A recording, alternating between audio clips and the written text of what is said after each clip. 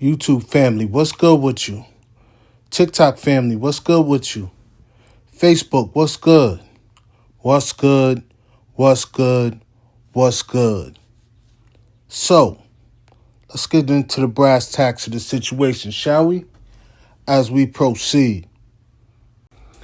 Today we're going to be getting our information from King Solomon's Testament.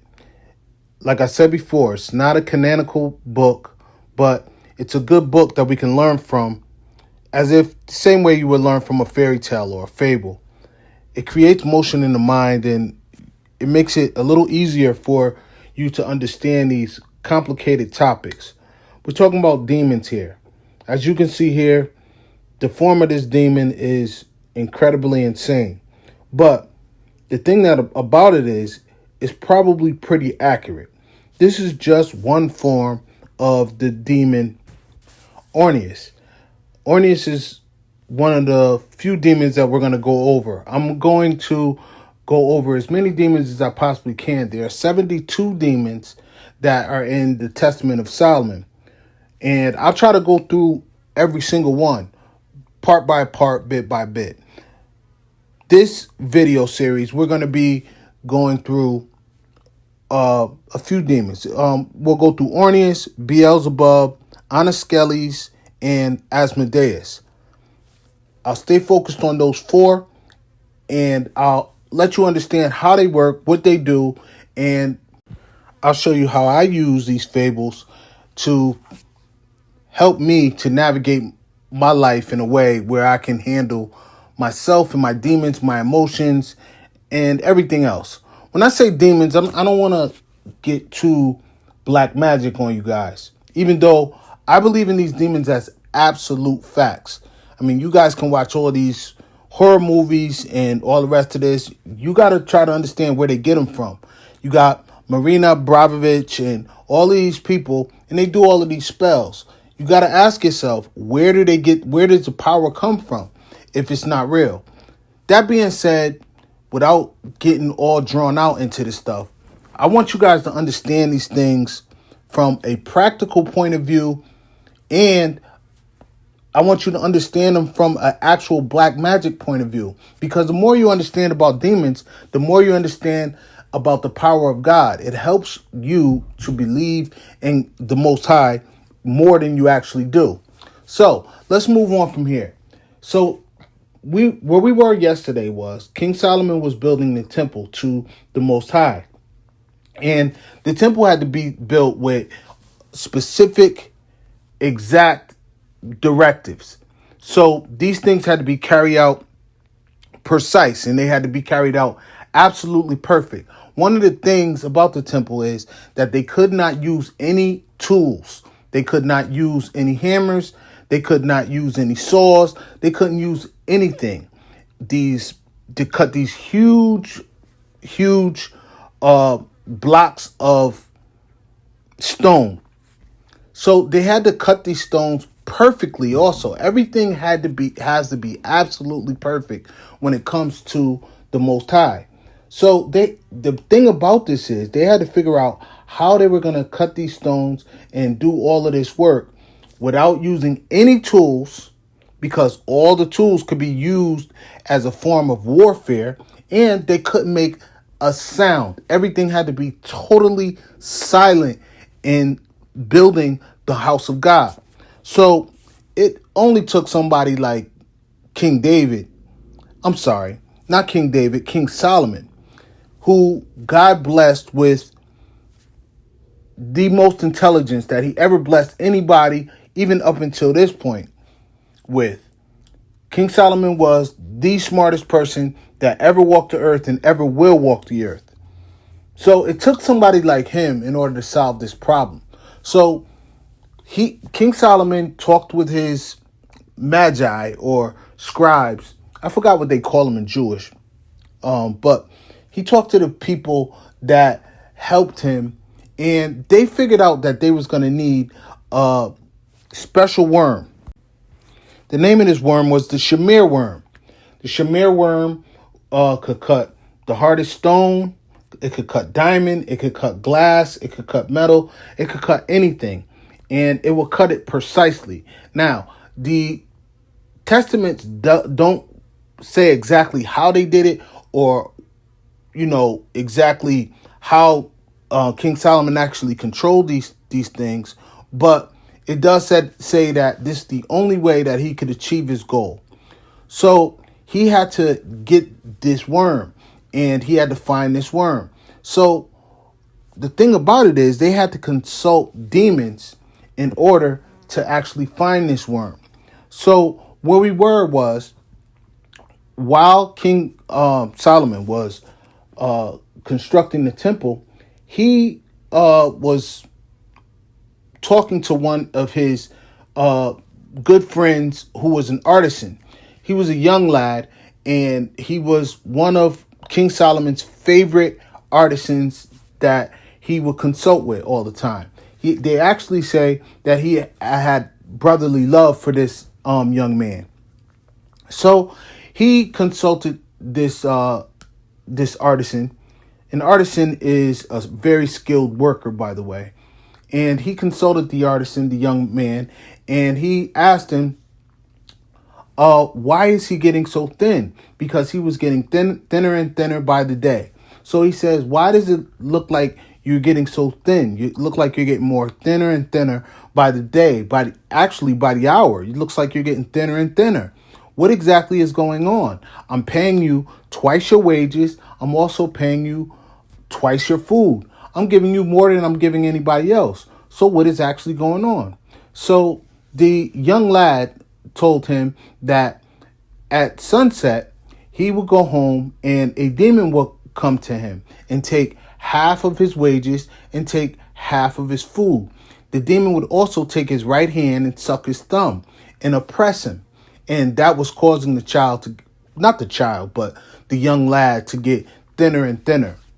So King Solomon went to his temple and he prayed day and night. And he asked God to deliver this demon into his hand. So God answered by sending his archangel Michael. Michael came with a ring. The ring was called the Pentalphet. It's a 5-pointed ring. I said yesterday when I said a 6-pointed ring, but it was a 5-pointed ring, a Pentalphet. Comes from the word pinto, or like as if we would say the Pentagon. So it's a 5-pointed star. It's the same star that you guys look at when you see the Baphomet star. The Baphomet star, that Pentalphet, is over the head of the Baphomet. So he got the ring, and it had a sigil on it. And with this ring, he was able to control the demons. So he took the ring, and Michael told him that he was to use the ring to control the demons to help build God's temple. So that's exactly what King Solomon did. King Solomon got the ring. He gave it to the young lad, and he told the young lad to go home. And when the demon was to come to him, for him to use the ring to bind the demon and for him to bring the demon there. So that's exactly what the young lad did. He went home, and at sunset, the demon called Orneus came to him.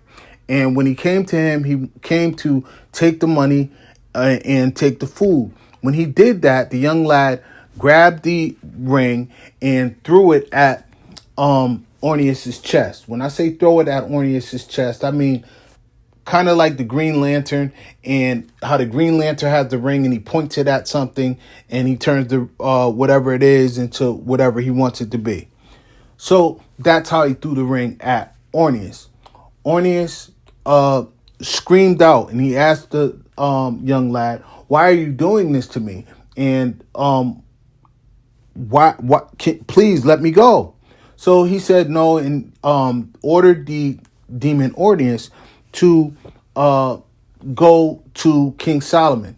So he begged and begged and begged and screamed and screamed and screamed to the young lad to let him go. The young lad didn't let him go. So he ended up bringing bringing the demon to King Solomon. So when he brought the demon to King Solomon, he went to King Solomon and he was overjoyed. He came to King Solomon.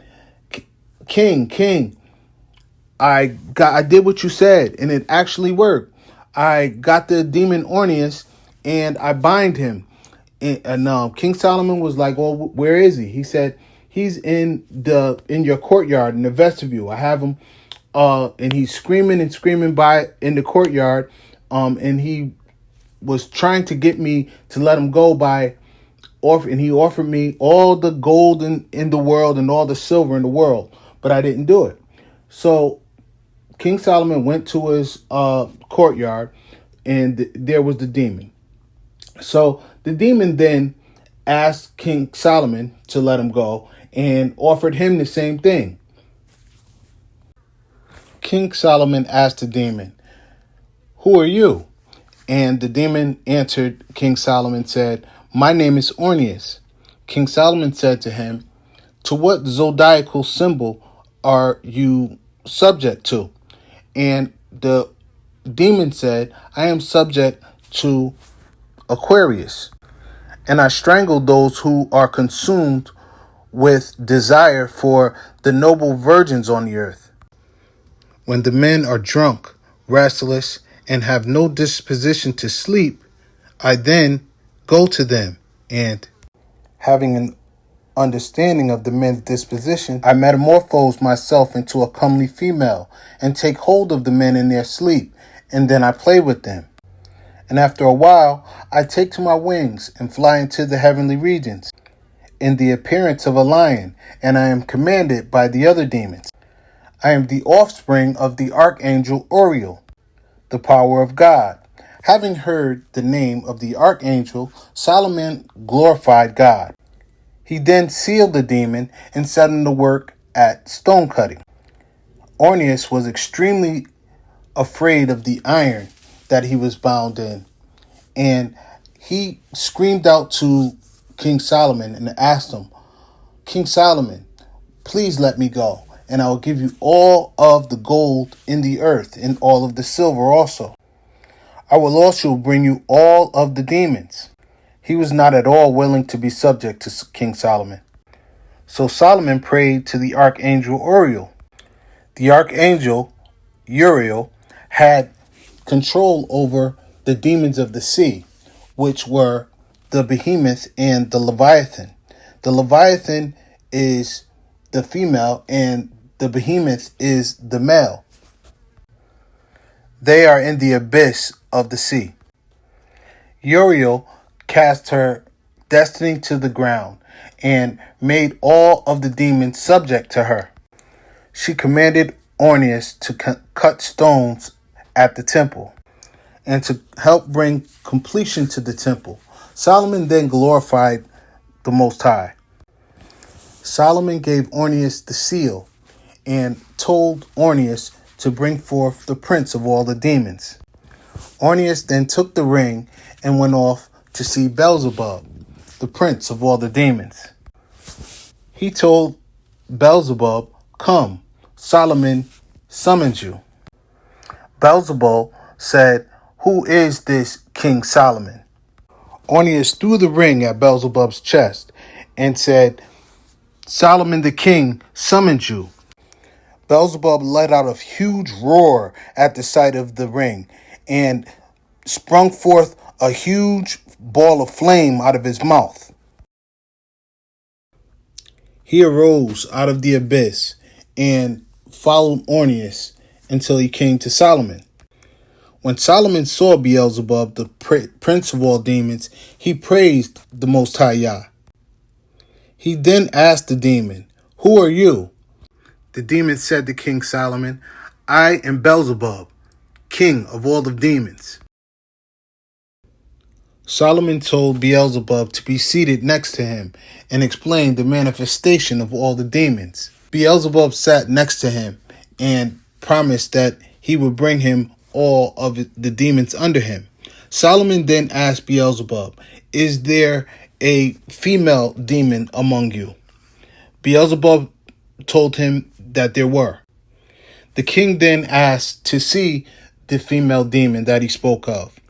Beelzebub went off at a high speed and brought back a female demon. The female demon's name was Anaskelis. She was very beautiful. She had very fair skin and a beautiful face. She tossed her head from back and forth, throwing her hair. She had the legs of a mule and a very shapely figure. The name Anaskeli means she who has the legs of an ass. Solomon asked her, saying, "Tell me, who are you?" The demon said to him, "I am Anaskelis. I am a spirit that has been made into a body and lurks upon the earth.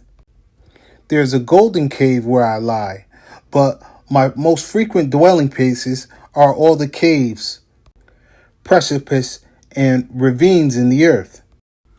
I am of many characters, and I pervert men from their true nature. I creep up from nature into the arms of men and strangle them with a noose. Sometimes I do consort with them in a semblance of a woman, especially those with darker skin. Those who share my star with me and privately but openly worship me know not that they harm themselves. They simply fuel my appetite for further mischief. They wish to obtain money by the worship and commemoration with me, and sometimes I share a little, only to those who worship me fairly. I was born from the utterance of a voice, or an echo of the utterance of a man, the utterance made in the woods. Anaskelis is the Hebrew spirit, Barth Ko. She's also the Greek spirit, Echo. We'll go over that further in the next video. Solomon asked her, "Under what star do you pass?" She said she passes under the star of a full moon, for the reason that the moon travels over most things. He asked her, "What angel is it that frustrates you?" She answered, "It is the spirit that is within you." Solomon believed that she mocked him and had his servant strike her. She screamed aloud. She said to him, "I am subject to you, O king, by the wisdom of God given to you, and by the angel Joel." Solomon commanded her to spin the hemp for the rope that was used to build in the temple. He sealed her, and she was bound to spin the hemp night and day. So, we're going to end this here for those that like to watch the video in short form. And we'll continue on with the video in long form. Some people like to watch the video in long form, so we'll go over it in long form for them. But for those of you that like to watch it in short form, we're going to go over every single one of these demons in detail. And we're going to explain what the demon actually meant when they were talking to Solomon. And we're going to pose this to let you know exactly what these demons control and how to control whatever it is that these demons control within you. So that when it just basically helps you to control your emotions and to stay on the straight and narrow path when you're worshiping the Most High. So, with that being said, I'll see you guys in the next video, and peace and blessings. Oh yeah, don't forget to like, subscribe, hit that like button. It don't cost nothing to just tap that screen. Just tap the screen. Try it. It just real quick tap. You give a like. It helps the algorithm. It helps me get out to more people. That'll help me out a lot. Not asking for no donations or nothing. Just hit the like button. That's all. If you like if you stayed this far, then maybe you should share it. Maybe you should share it to other people. Or maybe you should friend me if you're on TikTok. And if you're on YouTube, then you should subscribe. And if you're on Facebook, Facebook, I don't know. Facebook is pretty tough, so I get a lot of haters on Facebook, so it is what it is. As many people as I can reach, the better. So, that being said, don't forget about Plain Planet. Peace. The inspiration behind Plain Planet is not just some flat earth conspiracy theory. It's the idea that your vision of life belongs to you. You don't have to believe something that you've learned in school. You don't have to believe something that science tells you is true. You can believe what you want to believe. You could be who you want to be. This is the essence of Plain Planet. Plain Planet is a clothing line. It's a Christian clothing line on top of it that you can actually wear and be proud of. This ain't churchy or Bible thumping. This is a quality streetwear brand. This is Plain Planet. Clothing you can believe in. Dreams come true, and I wonder if you know.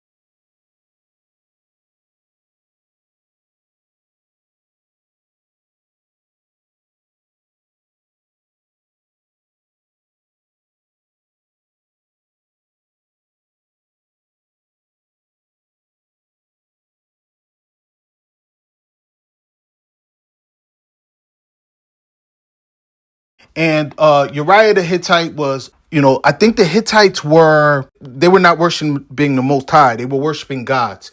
And he found out, about Israel. So he switched to worshiping God. So, he started fighting for the Israeli army.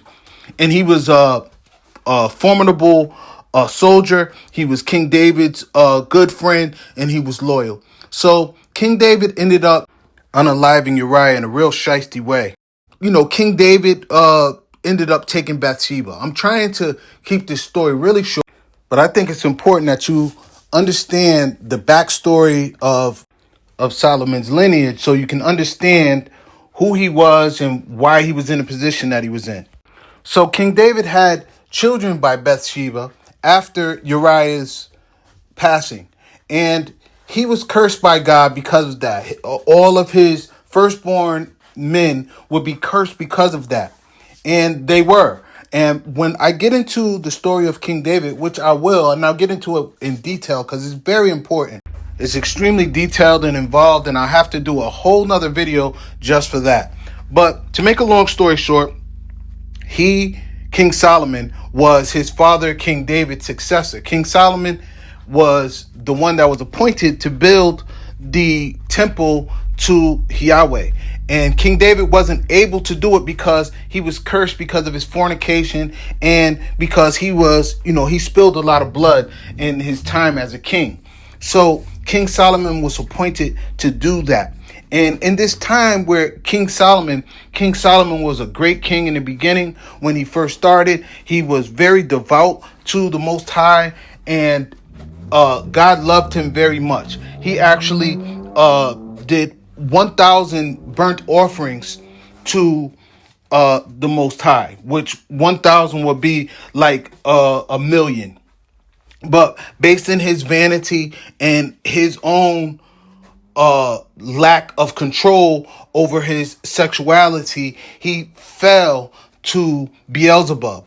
In my opinion, Beelzebub actually tricked him into believing that he was the Most High and usurped the throne from King Solomon, and Solomon ended up being consumed by demons. So this story that we're going to get into is going to talk about him building the tower, him getting consumed by Beelzebub, and I'm going to detail this whole story so you understand what happens when a person gets so involved in his vanity of being famous and having a lot of women and all the rest of that, and how that will consume you, and that belongs to Beelzebub, who is Satan, and you will be consumed by these demons.